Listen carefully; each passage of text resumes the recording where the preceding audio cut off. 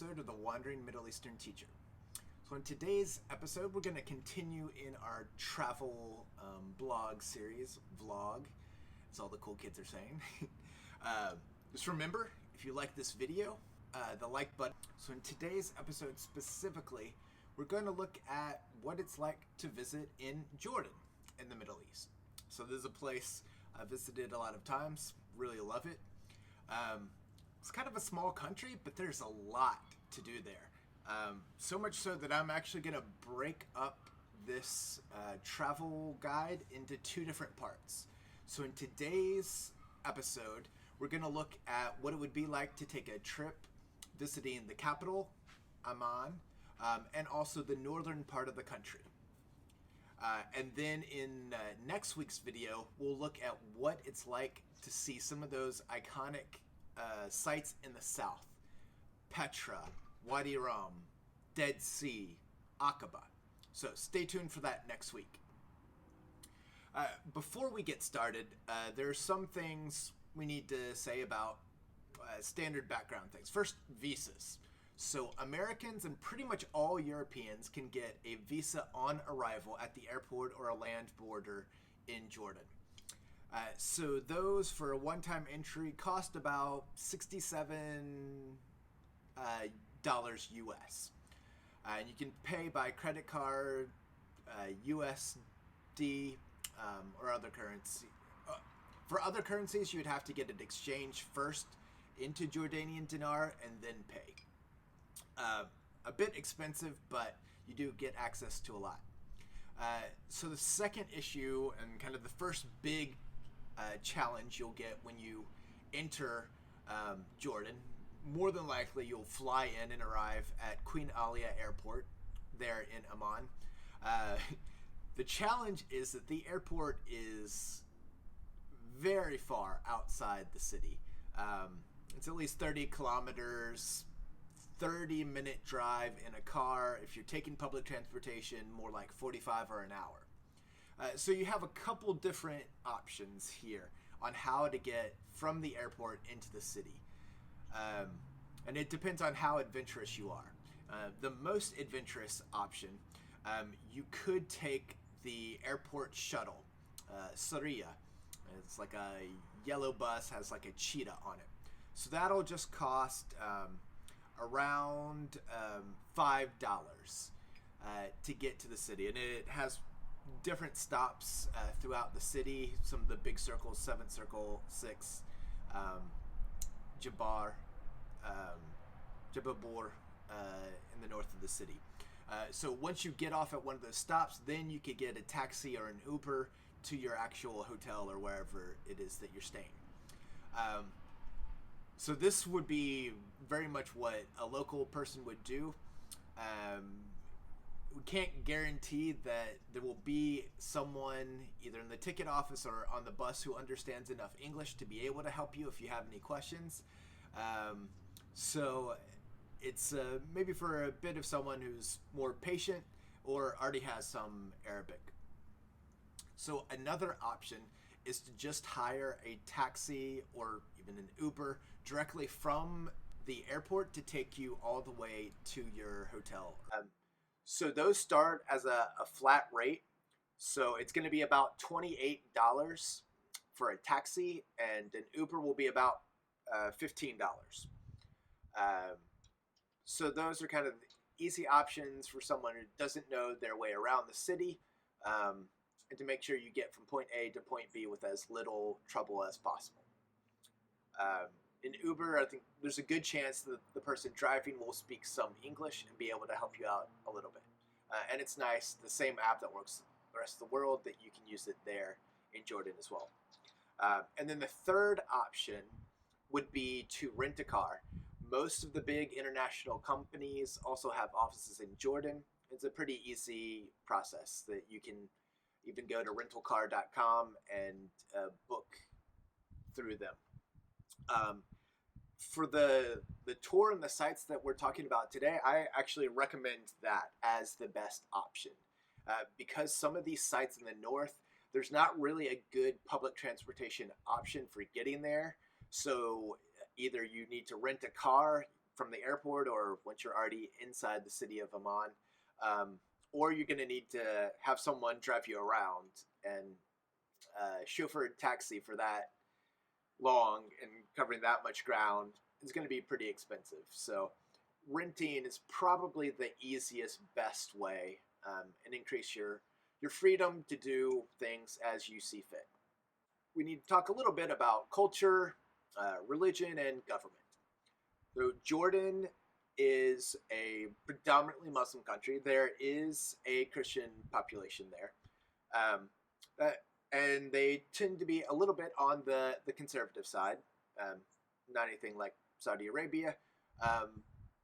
But in general, the more conservatively you dress, the less attention you're going to attract. So keep that in mind. If you kind of ignore or flaunt local customs, maybe nothing really will happen to you, but you will draw a lot more potentially unwanted attention. The government of Jordan is a monarchy. They have a king and a parliament. So, interesting tidbit, the royal line in Jordan actually are not Jordanian. They actually are Saudi Arabian and came over right after World War I. So sometime in the future, I'll do a little video, Complete Idiot's Guide to History of the Middle East, and look at Jordan and exactly how the country came to be. But that's for another time. So they have a parliament, but the king has final authority. He can dissolve the parliament at any time, and has the right to veto laws as he sees fit as well. Jordan, throughout their history, have done a pretty remarkable job of walking kind of straight and narrow between all kinds of chaos and most of the countries going on around them. And they have more or less emerged unfazed by all of that.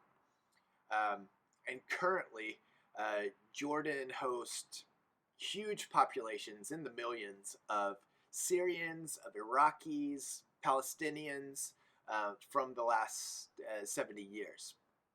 So you're likely to run into people from all over the world. Another note on timing.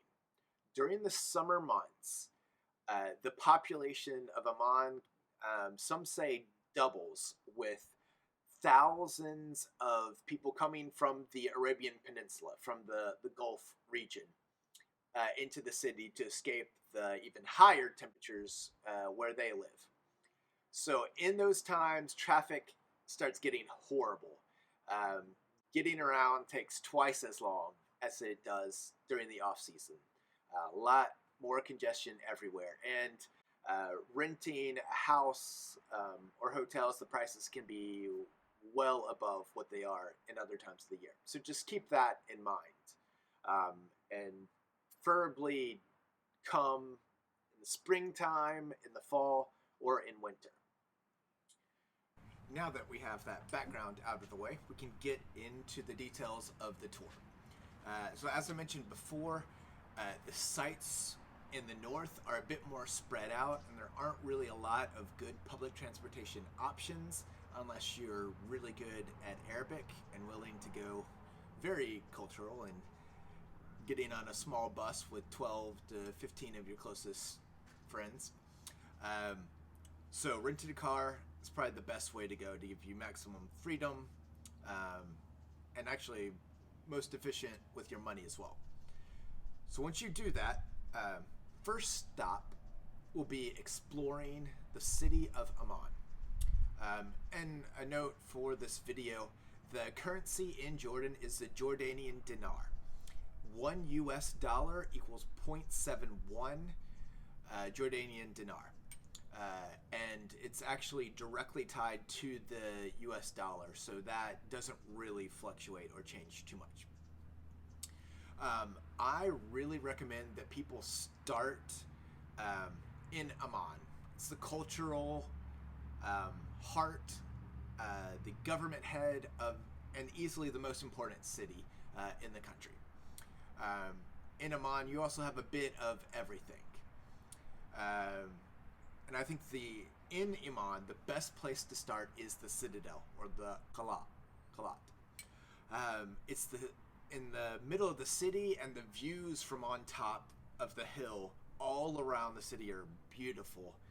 You can see the millions of people all around you, all in beautiful white houses. So the entrance fee is 3 JD, and it's a very eclectic site. You can see a temple from the Roman era, you can see the ruins of Byzantine churches, and there's an Umayyad Muslim palace and mosque. And then a little archaeological museum with some artifacts from throughout the country. So it's a really good getting your bearings stop. From there, you could either take a 20-minute walk or so down the hill to the Roman theater, or a quick taxi ride. Be careful if you do choose that walking option. It is kind of steep at the beginning, so make sure you're in shape and have good shoes. So at the Roman theater, it was built in the 2nd century to seat about 6,000 people. Entrance fee is about 2 JD. There's not really a whole lot there, but cool view of the city, and just amazing to think that it's 1,800 years old and still here in the heart of the city. And they still use that theater today for concerts and events. From there, you could head about another 20-minute walk or short taxi ride to the new Jordan Museum at Ras Al Ain. It just opened very recently, in the last 2 years, and it's well done, very modern and sophisticated. My favorite part was the 2nd floor features some of the famous inventors and inventions of the Arab world. A lot of them I had never really heard of, so it's really educational and interactive as well, and a good way to get to know the people, the history, the culture of Jordan. In addition, there are other components that are important on a trip to any country. If shopping is your thing, that area, that downtown area, and specifically an area called Wasta Balad, is famous for local shopping, for clothes, souvenirs, things like that. You would find it there. If food is more your thing, one of the most famous restaurants in Jordan is also on that same street, called Hashem's. They're really famous for their falafel, which is ground fried chickpeas in little balls of circles, and hummus and ful, and mashed up beans, fava beans, with bread. It's delicious and a very famous local place, and pretty cheap. Of course, finished with a cup of tea.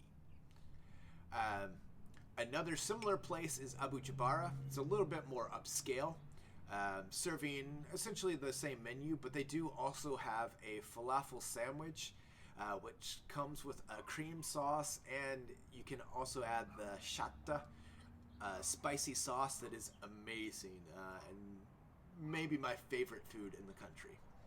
Really cheap street food.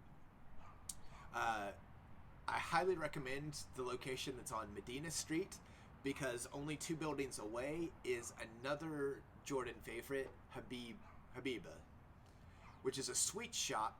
They sell kanafa of many different kinds, but they're famous for the Palestinian dessert kanafa, which is a layer of cheese, and then on top is shredded wheat.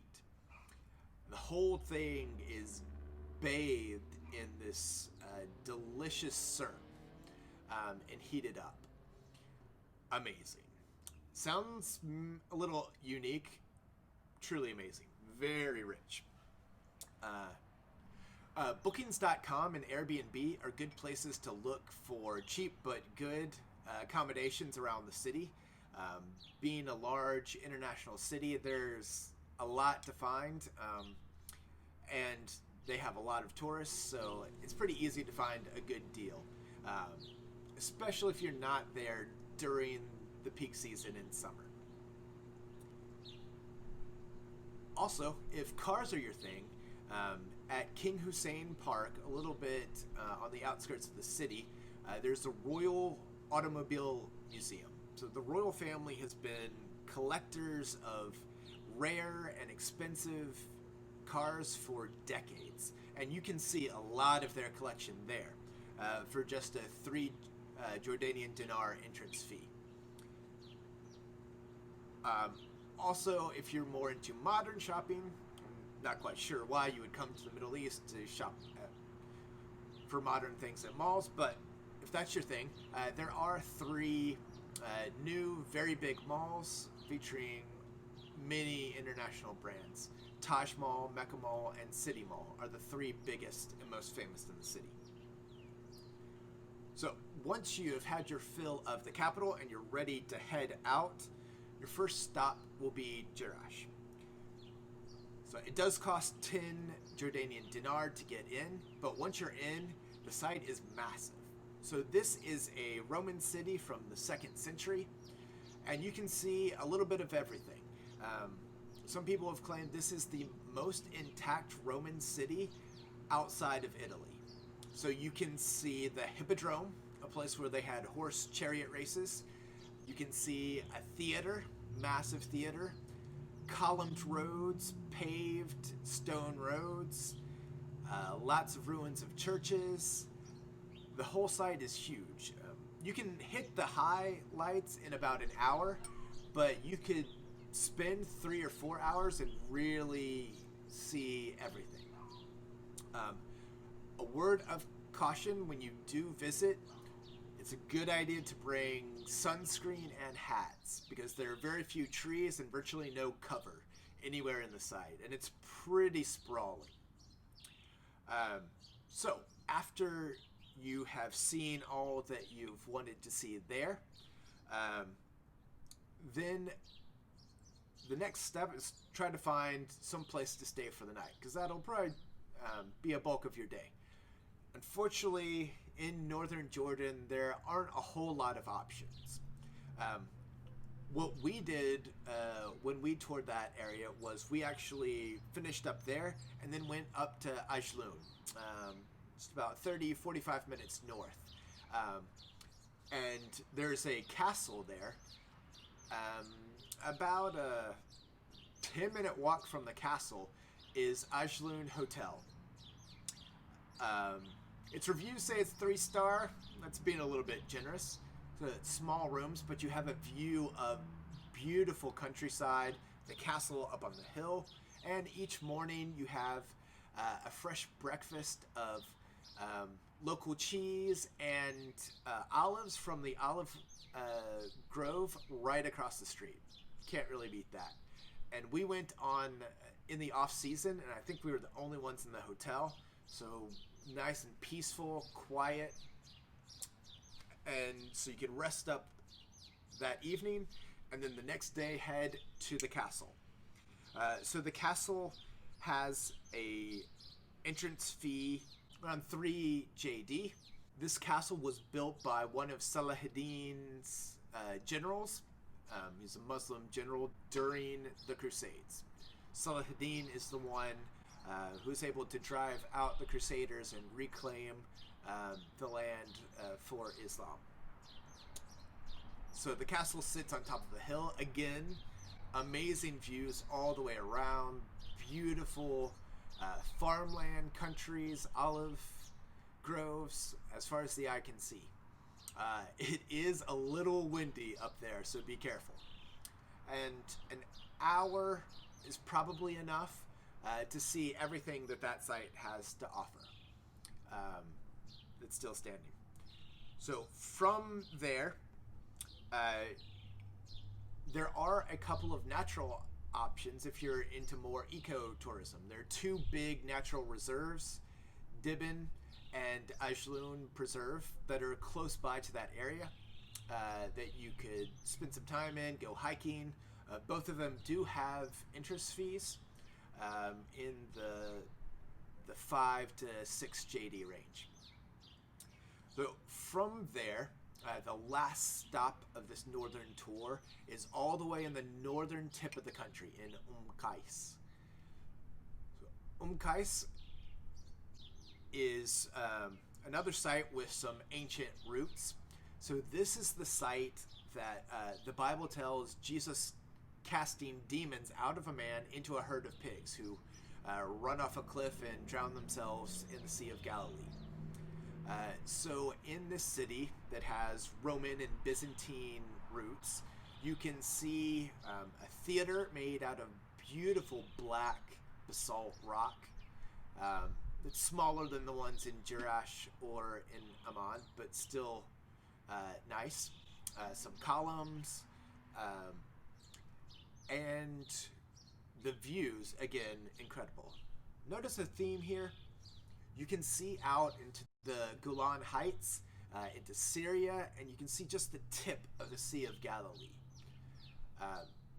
So pretty stunning.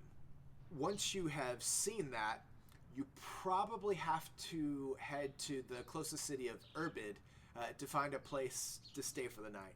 There's really not much around Qais. It's a pretty small town. And then after you've stayed and enjoyed Irbid, you can head back to Amman.